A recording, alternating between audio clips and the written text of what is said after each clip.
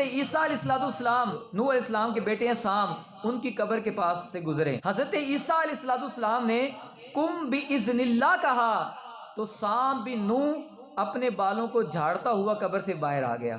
تو حضرت عیسیٰ علیہ السلام نے دیکھا کہ سر کے بال اور داڑھی کے بال سفید ہو چکے ہیں. حضرت عیسیٰ علیہ السلام نے پوچھا کہ اے سام بن نوح، جس وقت تمہارا دنیا سے انتقال ہوا تمہارے سر کے بال بھی سیاہ تھے، داڑھی کے بال بھی سیاہ تھے، آج جب زندہ ہوئے تو سفید کہاں سے آ گئے؟ وہ کہنے لگا کہ جس وقت مجھے قبر سے نکالا گیا، اب جب میں زندہ ہوا تو میں یہ سمجھا کہ کہیں قیامت قائم ہو گئی ہے، اور اللہ کے حضور کھڑے ہونے کی خوف کی وجہ سے میری داڑھی کے اور سر کے بال سارے سفید ہو گئے ہیں. کون ہے؟ وقت کے نبی کا بیٹا.